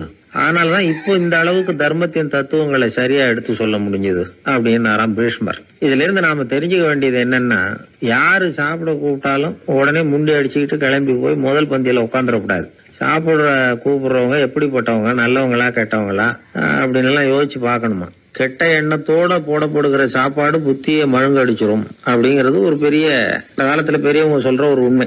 எத்தனையோ பேர் பெரிய உத்தியோகத்துல இருக்கிறவங்கள விருந்துக்கு கூப்பிட்டு சாப்பிட்டு முடிச்ச கையோட முக்கியமான பேப்பர்ல எல்லாம் கையெழுத்து வாங்கிட்டு விட்டுருவாங்களே. கூப்பிடுறவங்க மனசை புரிஞ்சுக்கிட்டு அதுக்கப்புறம் போறதா வேண்டாமா அப்படிங்கறத முடிவு பண்ணணும். சாப்பாட்டுல அவ்வளவு விஷயம் இருக்குது. பீஷ்மருக்கே அந்த நிலைமைன்னா நாமெல்லாம் ஏமாத்திரம். சில சந்தர்ப்பங்கள்ல சாப்பாடு புத்தியில ஒரு தெளிவு உண்டாக்குறதும் உண்டு. ஒரு ஊருக்கு ஒரு பெரிய மகான் வந்தார். அவர் சாப்பிடுறதே இல்ல, எப்போவாவது கொஞ்சம் தண்ணி பால் அவ்வளவுதான். ருசியெல்லாம் கடந்தவர். அவர்கிட்ட எல்லாரும் போய் ஆசீர்வாதம் வாங்கினாங்க. அந்த ஊர்ல ஒரு ஹோட்டல், அதோட முதலாளி ஒருத்தர், அவரும் அந்த மகான் கிட்ட ஆசீர்வாதம் வாங்கறதுக்காக போனார். அவரு முன்னாடி போய் பணிவா நின்னார். துண்டை இடுப்புல கட்டிக்கிட்டு காலில் விழறதுக்காக போனார். அதுக்கு முன்னாடி அந்த மகான் எழுந்திருச்சு இவர் காலில் விழுந்துட்டார். ஹோட்டல் முதலாளி பதறி போயிட்டார். சுவாமி, என்ன இது அபச்சாரம், நீங்க தான் என்ன ஆசீர்வாதம் பண்ணணும்னார். அதுக்கு அந்த சாமியார் சொன்னார், அப்படி இல்லைங்க, நீங்க தான் என்ன ஆசீர்வாதம் பண்ணணும். ஏன்னா கொஞ்ச காலத்துக்கு முன்னாடி உங்க ஹோட்டல்ல தான் நான் வந்து அக்கௌண்ட் வச்சு சாப்பிட்டுக்கிட்டு இருந்தேன். இன்னைக்கு நான் ருசியெல்லாம் கடந்து வெறுத்து ஞானியா போறதுக்கு நீங்க தான் காரணம், உங்க சாப்பாடு தான் காரணம் அப்படின்னாரு. பத்திரிகையில வர்ற செய்திகளை கூட நகைச்சுவையா சொல்றது உண்டு. அதாவது அதை நேரடியா சொன்னா வானொலியில அனுமதிக்க மாட்டாங்க சில விஷயங்களை. அது சின்னாருக்கு கௌரவ குறைச்சல். அதை வேடிக்கை கலந்து நகைச்சுவோடு சொல்லும் பொழுது அதை அனுமதிச்சிருவாங்க. அப்ப அந்த விசாரணை கமிஷன் அது இது நிறைய நடந்துகிட்டு இருந்தது. டெல்லியில இருந்து அமலாக்க பிரிவு அதிகாரிகள்லாம் வராங்க போறாங்கன்னு பத்திரிகையில அமர்க்கலப்பட்ட இடம். அந்த நேரம் வந்து நான் ஒரு ரேடியோவில் ஒரு செய்தியை தயார் பண்றோம். அப்ப என்ன பண்ணேன்னா, இது மாதிரி அந்த பத்திரிகை செய்தியை வச்சுக்கிட்டே ஒரு செய்தி சொன்னோம், இன்னொரு தகவல் சொல்லி. என்னன்னா, ஒருத்தன் வந்து தமிழ்நாட்டுல ஒரு ஆள், அவன் திடீர்னு வந்து கோடீஸ்வரன் ஆயிட்டான். நேற்று வரைக்கும் சாதாரணமா இருந்தாள், இன்னைக்கு கோடீஸ்வரன் ஆயிட்டான். டெல்லியில இருந்து 2 அதிகாரிகள் வராங்க, எப்படி அவன் பணம் சேர்த்தான்னு கண்டுபிடிக்கிறதுக்கு. அவனை கூப்பிட்டு 2 அதிகாரிகளும் எப்படிடா பணம் சேர்த்த? நான் ஒன்னும் தப்பான வழியில பணம் சேர்க்கல சார், நான் வந்து பந்தயம் கட்டியே பணக்காரன் ஆயிட்டேன். பந்தயம் கட்டியே எப்படிடா பணக்காரன் ஆக முடியும் அப்படின்னா, நீங்க நம்புங்க சார், நான் பந்தயம் கட்டி தான் பணக்காரன், தப்பான வழியில சேரல சார். பந்தயம் கட்டி எப்படிடா கோடீஸ்வரன் ஆனேன் அப்படின்னா, நாங்க நம்ப முடியாதுன்னு இருக்கான் விசாரிக்க வந்தவன். அப்படின்னா உங்ககிட்டே ஒரு பந்தயம் கட்டட்டுமான் இருக்கான் விசாரிக்க வந்த வண்டிய. என்னடா பந்தயம் அப்படின்னா, ஒண்ணுமில்ல சார், இது என் கண்ணு, இது என் பல்லு, என் கண்ணை என் பல்லாலேயே கடிக்கிறேன், எவ்வளவு பந்தயம். விசாரிக்க வந்தா 100 ரூபாய் எடுத்து வச்சான், இதை ப்ரூவ் பண்றான்னு. அப்படியே கண்ணை எடுத்துட்டான். அது பளிங்கு கண்ணு, ஏற்கனவே ஒரு கண்ணு பளிங்கு கண்ணை வச்சுனா எடுத்து கடிச்சு விட்டான். இது விசாரிக்க வந்தாலும் 100 ரூபாய் விட்டுட்டு நிக்கிறான். எப்படி பணம் சேர்த்தான்னு வந்தவன். உடனே இன்னொருத்தன், இவன்ட்ட என்னடா பேச்சு கொடுக்காரா, நம்ம பணம் தான் அங்க போயிட்டு இருக்கு, உனக்கு விசாரிக்க தெரியல, போடா நான் விசாரிக்கிறேன்னு அடுத்தவன் வந்தான். அது நீ ஒழுங்கா சொல்றேன், எப்படிடா பணம் சேர்த்தேன் சார், நீங்க கொஞ்சம் புத்திசாலியா தெரியுது அவரை விட, நீங்களாவது நம்புங்க சார், பந்தயம் கட்டி தான் பணம் சேர்த்தேன், நான் நம்ப முடியாது. அப்படின்னா உங்ககிட்ட இன்னொரு பந்தயம் கட்டட்டுமா அப்படின்றான். வேண்டாம், அவனை ஏமாத்தி விட்டேன் ஆள வேண்டான்றான். இல்ல சார், அவரு ஏமாந்தது பொய் கண்ணு, பளிங்கு கண்ணுன்னு தெரியாது, ஏமாந்துட்டார். இப்போ உங்ககிட்ட பந்தயம் கட்டது நெஜம் கண்ணு, இந்த பக்கம் பளிங்கு கண்ணு கிடையாது, நெஜம் கண்ணு, இதை பல்லால கடிக்கிறேன். அவன் ஒரு 100 ரூபாய் எடுத்து வச்சான். இவன் அப்படியே பல்செட்டை கட்டினான் தனியா, அப்படியே கட்டி கடிச்சு விட்டான். அதே விட்டுட்டான். இவன் உடனே 2 பேரும், இவன்கிட்ட பேச பேச நம்ம பணம் தான் அவன்கிட்ட போயிட்டு இருக்கு, இவன் எப்படி பணம் சேர்த்தான்னு கண்டுபிடிக்கிறதுக்கு டெல்லியில இருந்து வந்திருக்கான். மேற்கொண்டு பேசாத, பேச பேச பந்தயம் கட்டுவான். திரும்பி போறதுக்கு ரயிலுக்கு டிக்கெட்டு சரியா இருக்கா பாடுறான்றான். அவன் கரெக்டா எண்ணி பார்த்து கரெக்டா இருக்கப்பா, மேற்கொண்டு பேசாத, அவன்கிட்ட நம்ம போயிடுவோம், போய் நம்ம அதிகாரிகிட்ட சொல்லிடுவோம்னு சொல்லி போயிட்டு வரேன் சார் அப்படின்னு சொல்லிட்டு மரியாதை போயிட்டாங்க. போய் டெல்லியில பெரிய அதிகாரிகிட்ட போய், சார் அவன்கிட்ட வந்து விசாரிச்சு பார்த்தோம் சார், தமிழ்நாட்டுல பந்தயம் கட்டி தான் பணம் சேர்த்தேன்னு சாதிக்கிறான், எங்ககிட்ட ஒரு 200 ரூபாய் வாங்கிட்டான் சார் அப்படின்னு. அவருக்கு கோவம் வந்துட்டுது. இந்தியாவுக்கே தலைமை அதிகாரி, இதுக்காகவாடா நீங்க இருக்கீங்க, எத்தனை பேர் இருக்கீங்க உங்களை மாதிரி ஜூனியர் ஆபீசர்ஸ் நம்ம ஆபீஸ்ல இந்தியா பூரா விசாரிக்கிறதுக்கு அப்படின்னா? 30 பேர் இருக்கோம் சார். 30 பேருக்கு அனுபவம் பத்தாது, நான் இந்தியாவுக்கே தலைமை அதிகாரி, அனுபவம் ஜாஸ்தி, உங்களுக்கு ட்ரைனிங் கொடுக்கணும் எப்படி ஒருத்தரை விசாரிக்கிறதுன்னு. 30 பேரும் ஒரு ரூம்ல வந்து உட்காருங்க, ஒரு ஆள் போய் அந்த ஆள் தமிழ்நாட்டுல இருந்து நீங்க கூப்பிட்டுட்டு வா, வர்ற வரைக்கும் அவன்கிட்ட பேசாதீங்க, பந்தயம் கட்டுவான், மெதுவா கொண்டு வந்து நிறுத்து அப்படின்னா ஒரு ஆள் வந்து ஸ்பெஷலா கூப்பிட்டு போட்டான். இது மாதிரி மேடையில நிறுத்திவிட்டு ஒரு தலைமை அதிகாரி 30 ஜூனியர் அதிகாரிகள் அவங்களுக்கு பயிற்சி கொடுக்குறார். இவனை பார்த்து, ஒழுங்கா சொல்லு, எப்படி பணம் சேர்த்த, நான் இந்தியாவுக்கே தலைமை அதிகாரி, என்கிட்ட உண்மையை ஒத்துக்கிட்டீங்கன்னா உன்னை அப்ரூவர் ஆக்கிடுவேன் அல்லது தண்டனையை குறைப்பேன், அந்த அதிகாரம்லாம் என்கிட்ட உண்டு, ஒழுங்கா சொல்லு அப்படிங்கிறார். அவர், சார் நீங்க இந்தியாவுக்கே தலைமை அதிகாரி, அனுபவம் ஜாஸ்தி, நீங்களாவது நம்புங்க சார், நான் பந்தயம் கட்டி தான் பணம் சேர்த்தேங்கிறான். இங்கேயே வந்து இப்படி சாதிக்கிறேன், உன்னை நம்ப முடியாதரா அப்படின்னா உங்ககிட்ட ஒரு பந்தயம் கட்டட்டுமா நானா? அவர்கிட்ட போய் வேணாண்டா, என் ஆளை ஏமாத்தி விட்டேன் அப்படின்னா, இல்ல சார் அவங்க ஏமாந்தது என் உடம்ப பத்தின ரகசியம், என் கண்ணு பளிங்கு கண்ணுன்னு தெரியாது, நான் பல்செட்டு கட்டியிருந்தது தெரியாது, ஏமாந்துட்டாங்க. இப்ப நான் உங்ககிட்ட கட்டுற பந்தயம் உங்க உடம்ப பத்தின ரகசியம். என் உடம்புல என்னடா ரகசியம்? முதுகுல, உங்க முதுகுல 1 ரூபா அகலத்துக்கு கருப்பா ஒரு மச்சம் இருக்கு, உண்டா இல்லையானா? இல்லைன்னு தெரியும் அவருக்கு. இல்லடா, நேத்து வரைக்கும் இல்ல சார், இப்ப இருக்குது மச்சம் அப்படின்னு. உடனே 100 ரூபாய் எடுத்து வச்சார் அவர் தலைமை அதிகாரி. ஒரு 100 ரூபாய் வச்சு சட்டையை கட்டி காட்டுறாரு, மச்சம் இல்ல. இவன் தோத்துட்டான், இங்கிருந்து போனவன். உடனே 200 ரூபாய் எடுத்து வச்சுக்கிட்டு, தோழர்களே இப்படிதான் ஒருத்தரை விசாரிக்கணும், என்கிட்ட இவன் ஏமாந்துட்டான் பாருங்க, துருவி துருவி விசாரிக்கிறதுன்னு சொல்றாங்களே இதுதான் அப்படின்னு விளக்கம் கொடுத்தார். அப்போ இவன் மெதுவாக ஆரம்பிச்சானா, சார் இந்த பந்தயத்துல உங்களுக்கு 200 ரூபாய் லாபம், ஆனா இதே பந்தயத்துல எனக்கு 2900 ரூபாய் லாபம் சார் அப்படின்றான். என்னடா பண்ண அப்படின்னு கேட்டிருக்காரு. உங்களுக்கு தெரியாம இந்த 30 பேர்கிட்டையும் தனித்தனியா ஒரு பந்தயம் கட்டியிருக்கேன், 30 பேர்கிட்ட என்னடா பந்தயம் கட்டினேன்? ஒண்ணும் இல்ல சார், உங்க எல்லாரும் முன்னாடியும் உங்க மேலதிகாரியை சட்டையை கேட்ட வைக்கிறேன், உங்களுக்கு பந்தயம் கட்டினேன். போயிட்டு உங்க பூரா எனக்கு 2,000 ரூபாய் லாபம். அவரு பார்த்தா அதிர்ச்சி ஆயிட்டாரு. தலைமை சார் நீங்க போங்க சார் அப்படின்னு சொல்லி ஒரு ஆளை கொண்டு போய் சாரை கொண்டு போய் மரியாதையா பக்கத்து ரூம்ல விட்டுவாங்க. இனிமே அவர்கிட்ட யாரும் பேசாதீங்க வாங்கன்னு சொல்லிவிட்டு, அதுக்கப்புறம் தோழர்களே இவர் பேச ஆரம்பிச்சாரு. தோழர்களே, இனிமே யாரும் தமிழ்நாட்டு பக்கம் விசாரிக்க போகாதீங்க. நீங்க யாராவது போறதுன்னா மத்திய பிரதேசம், உத்தரப்பிரதேசம், இப்படி எத்தனையோ பிரதேசம் இருக்கு, போயிட்டு வாங்க. தமிழ்நாட்டை மட்டும் போகாதீங்க, ஏன்னா அங்க போனா நம்ம பணத்துக்கு ஆபத்து வந்துருது அப்படின்னு சொன்னாருன்னு இந்த கதையை ரேடியோல சொன்னேன். இந்த கதையை உண்மை சம்பவமா சொன்னா அனுமதிச்சிருக்க மாட்டாங்க. இந்த நகைச்சுவைக்கு உள்ள மரியாதை என்னன்னா, அது ஒரு கதை மாதிரி உண்டு பண்ணி இப்படி சொன்னதும், இதுல என்ன என்னுடைய விசேஷம்னா, இந்த ஸ்கிரிப்டை வாங்கிட்டு வர சொல்லி மந்திரியினுடைய பிஏ வந்தார். ஒரு மந்திரி அப்ப இருந்தவர், அவர் பிஏ அடிக்கடி வருவார். வந்து இந்த போன நேற்று முந்தா நாள் ரேடியோவில் சொன்ன அந்த இன்னொரு தகவல் காப்பி ஒண்ணு வாங்கிட்டு வா அப்படி இப்படின்னு கூப்பிடுவார். மேடையில பேசுறதுக்கு எங்களுக்கு தேவை, உபயோகப்படும்னு கேட்பார். அவரு இந்த நிகழ்ச்சி வந்தப்போ உடனே அன்னைக்கு வந்துட்டார் அந்த பிஏ. இன்னைக்கு காலையில சொன்னீங்களே சார், மந்திரி கேட்கிறாரு மேடையில பேசுறதுக்கு அப்படின்னு. நான் அப்பதான் ஆச்சரியப்பட்டேன். பாருங்க, இந்த நகைச்சுவைக்கு உள்ள மரியாதை. அவரே கேட்கிறார், சொல்லப்பட்டதே அவரை பத்தி தாங்கிறது தெரியாம அவரே எப்படி சொல்ல. அதுதான் சிரிப்புக்கு உள்ள மரியாதைங்கிறது. அது யாரை பத்தி சொல்றோமோ அவருக்கு தெரியாம கூட சொல்லலாம் அதை. அப்படி இது உண்மையில நடந்த சம்பவம். அந்த அமைச்சர் இப்ப இல்ல, உயிரோட எல்லாம் இருந்து வாங்கிட்டு இருந்தார். கிராமத்துல ஒருத்தன் வந்து தன்னுடைய நகங்களை வெட்டிக்கிட்டு இருந்தான். வெட்டி முடிச்சதும் ஒரு வயசானவர் அவனை பார்த்து, அதையெல்லாம் அடுத்தவன் கண்ணில் படுறது மாதிரி போட்டுறாதப்பா, ஆபத்துன்னார். என்ன ஆபத்துன்னு கேட்டான் இவன். எவனாவது பில்லி சூனியம் வைக்கிறவன் எடுத்துட்டு போயிட போறான் அப்படின்னாரு அவர். வேண்டாத ஒருத்தனுக்கு ஏதாவது கெடுதல் பண்ணணும்னா உடனே மந்திரவாதியை தேடி போறது உண்டு. மந்திரவாதி என்ன பண்ணுவார்னா, யாருக்கு சூன்யம் வைக்கணுமோ அவனோட காலடி மண்ணு, முடி, நகம் இதையெல்லாம் அவனுக்கு தெரியாம எடுத்துட்டு வா அப்படிம்பார். இது மட்டும் இல்ல, அழுக்கு துணி, வேறு மனித உருவம் மாதிரி செய்யப்பட்ட பொம்மை, இதெல்லாம் கூட மந்திரவாதிகள் பயன்படுத்துறது உண்டு. இதெல்லாம் ஏமாத்து வேலை. மனிதனுடைய முடி, நகம் இதெல்லாம் வெட்ட வெட்ட வளருது இல்லையா, அதனால அதுக்குள்ள உயிர் இருக்கிறதாக ஆதி மனிதர்கள் நம்பி இருப்பாங்க. அதனால மனுஷங்கிட்ட இருந்து அதெல்லாம் பிரிக்கப்பட்ட பிறகும் கூட அதுகளுக்கும் அந்த மனுஷனுக்கும் தொடர்பு இருக்கிறதாக அவங்க நம்பினாங்க. அந்த நம்பிக்கை தொடர்ந்து வந்து அதோட விளைவாதான் இன்னைக்கு மந்திரவாதிகள் நகத்தையும் முடியையும் எடுக்கிறாங்க. அந்த நகத்துக்கும் முடிக்கும் ஒரு பாதிப்பு உண்டாக்குனா அது சம்பந்தப்பட்டவனுக்கு போய் சேரும் அப்படிங்கறது அவங்க நினைப்பு. அவ்வளவுதான் விஷயம். இது மாதிரி நம்பிக்கைகள் தான் இன்னைக்கு நகம், முடி இதையெல்லாம் மற்றவங்க கண்ணில் படும்படி போடக்கூடாது அப்படிங்கிற வழக்கத்தை உண்டாக்கி விட்டுது. ஒருத்தர் பேர் என்னன்னு கேட்டு தெரிஞ்சுட்டு போய் அந்த பேரை வச்சு அவனோட ராசி பலனை கணிச்சு அவனுக்கு ஏற்பட இருக்கிற கெட்ட நேரத்துல அவனுக்கு சூன்யம் வச்சா அது உடனே பலிக்கும் அப்படின்னு ஒரு நம்பிக்கை. அது மட்டும் இல்ல, சூன்ய தகட்டுல பேரை எழுதி புதைக்கிறதும் உண்டு. இதனாலதான் பெண்கள் வந்து கணவன் பேரை சொல்லாத பழக்கம் ஏற்பட்டுதான். அதாவது பேரை கேட்டுக்கிட்டு போய் ஏதாவது கெடுதல் பண்ணிவிட்டா என்ன பண்றது அப்படிங்கிற பயம். அப்படி ஆரம்பிச்ச பழக்கம்தான் இன்னைக்கு ஏதோ மரியாதைக்காக கணவன் பேரை வந்து பிறர் முன்னிலையில சொல்றது இல்லை அப்படிங்கறது மாதிரி ஆயிட்டுது. மந்திரவாதிகள் நம்ம ஊர்ல மட்டும்தான் இருக்கிறாங்கன்னு நினைக்காதீங்க, உலகம் பூரா உண்டு. பிசி தீவில் வாழக்கூடிய மக்கள் என்ன செய்வாங்களாம் தெரியுமா?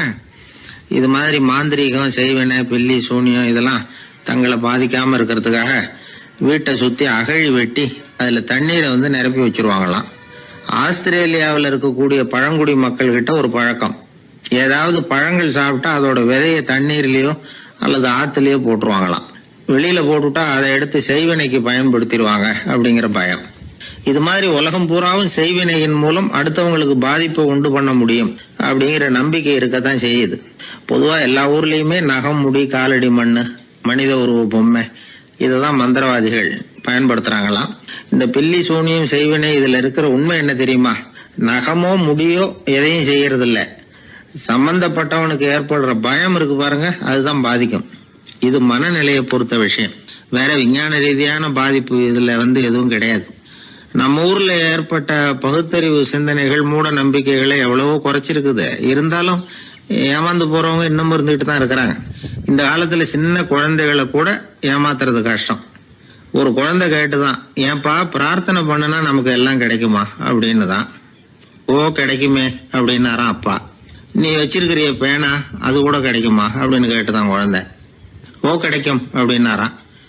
அப்படின்னா நீ வச்சிருக்கிற பேனாவை என்கிட்ட கொடுத்துரு, அதுக்கப்புறம் நீ பிரார்த்தனை பண்ணி வேற ஒரு பேனாவை வாங்கிக்கோ அப்படின்னு தான் அந்த சின்ன குழந்தை. ஒரு ராஜா இருந்தார். அவர் ஒரு பெரிய கோயில் கட்டினார். பல ஊர்கள்ல இருந்து சிற்பிகள்லாம் கொண்டுகிட்டு வந்தார். அழகழகா சிற்பங்களை செய்ய சொன்னார். ஊர்ல உள்ள ஜனங்களும் கோயில் கட்டுறதுக்கு அவங்களால முடிஞ்ச உதவியை செஞ்சாங்க.